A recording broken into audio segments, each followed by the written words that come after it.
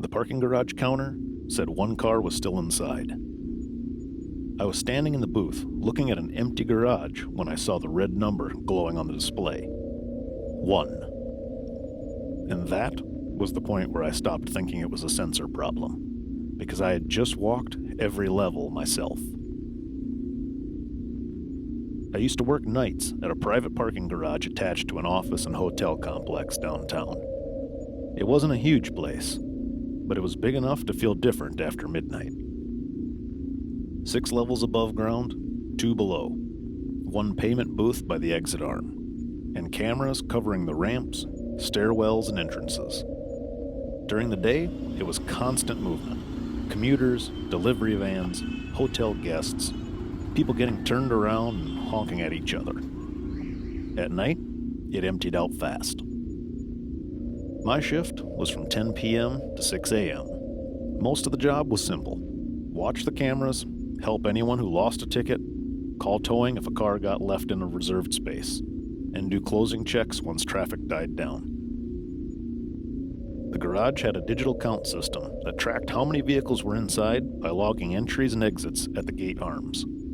It wasn't perfect, but usually, if it was off by 1 because 2 cars tailgated through the gate too closely together. That happened often enough that the number itself didn't scare me. What did scare me was how carefully I checked that place before I looked at the display. It was around 2:40 in the morning. The hotel side had gone quiet. The office building had been dark for hours.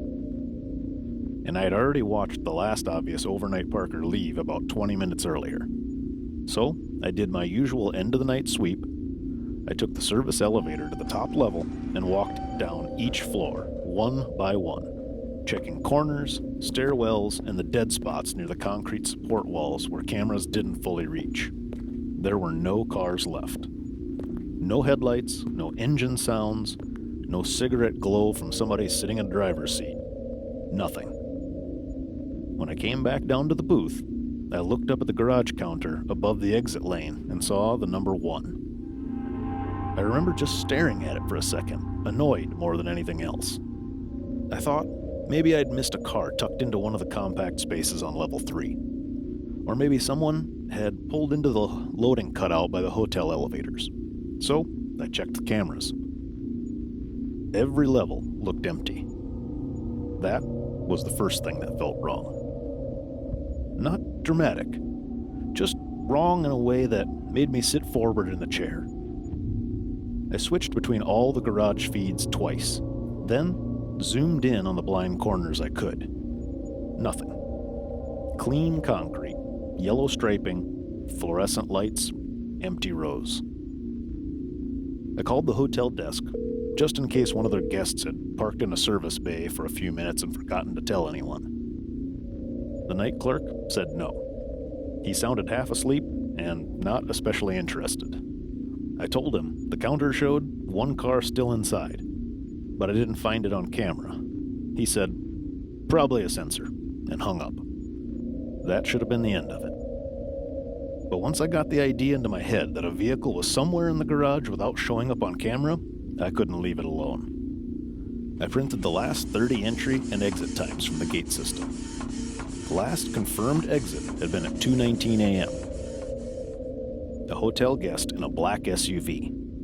Before that, everything lined up normally. But one line stood out. At 1:56 a.m., there was an entry recorded at the lower east gate. No matching exit after that. No ticket number tied to it either. That didn't make sense. Every entry generated a ticket unless a monthly pass was scanned. I checked the pass log. Nothing at 1:56. So the system believed a vehicle entered, but didn't issue a ticket, didn't scan a pass, and never left. I pulled up the east gate camera. At 1:56, the arm lifted. No car.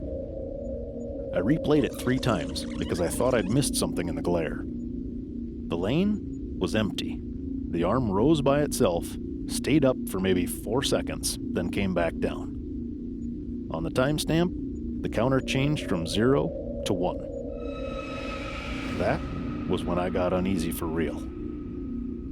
I started looking at other cameras around that time. The street camera outside the east gate showed no headlights approaching. The ramp camera just inside the gate showed no vehicle coming into the garage.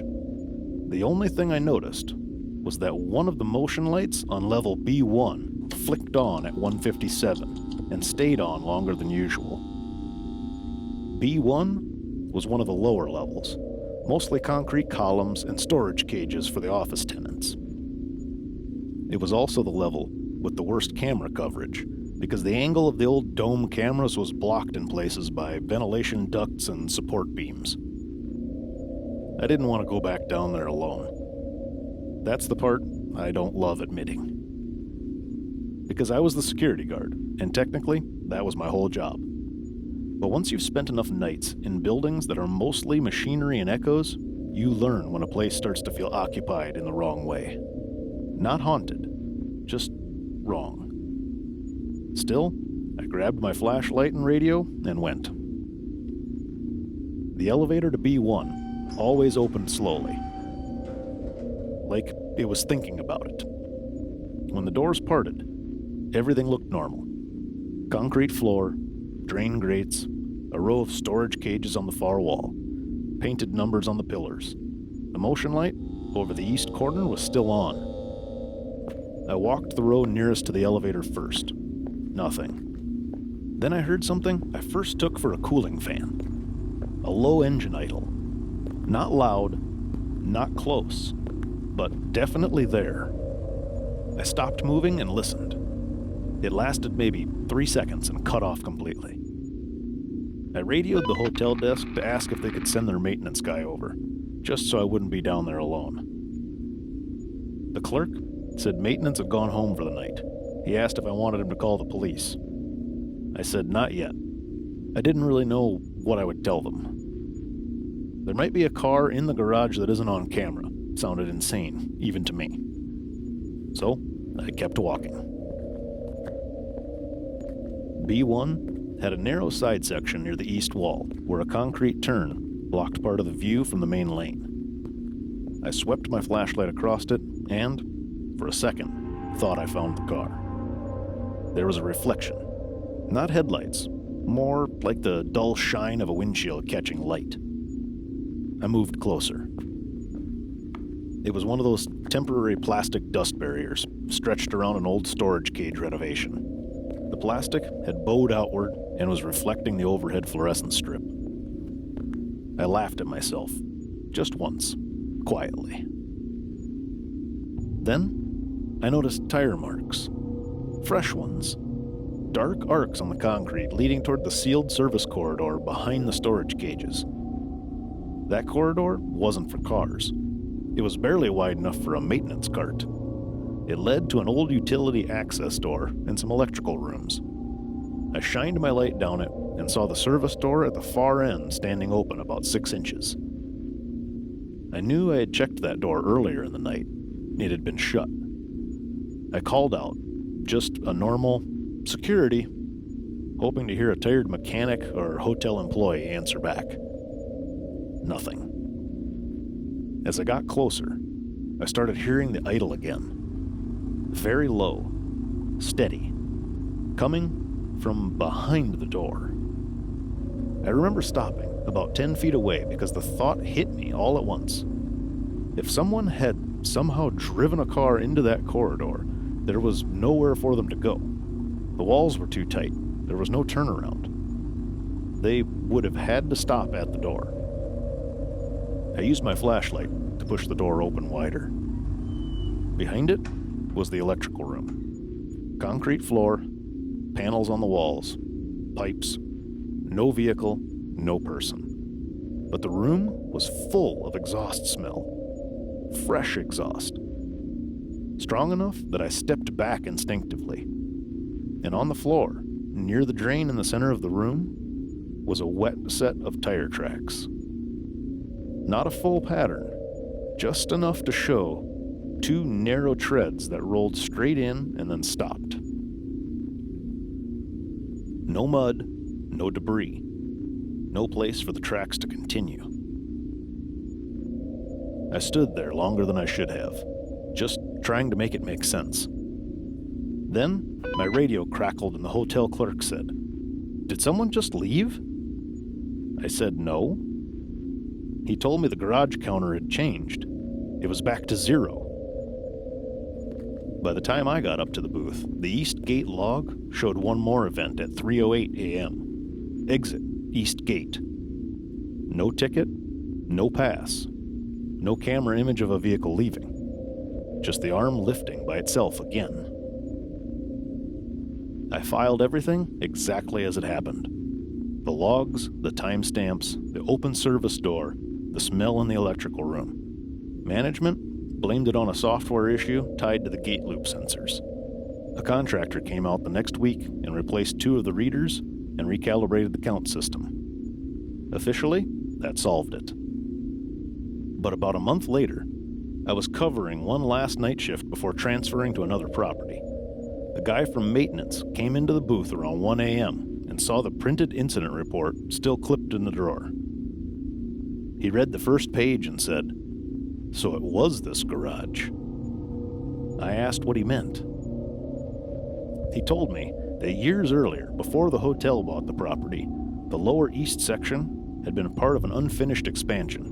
A car had gone through a temporary barrier during the construction and ended up pinned in the service corridor.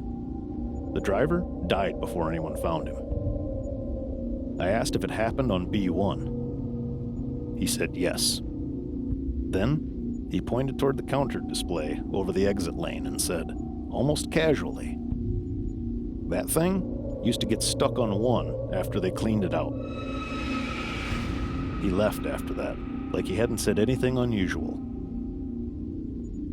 I still don't think about it as supernatural. The gates were old, the cameras were unreliable. Maybe somebody got into the electrical room with a maintenance key and left before I got there. Maybe the exhaust smell had come from some other source. But I've never forgotten the part I can't explain. Those tire marks in the electrical room were wet. And it hadn't rained in 3 days.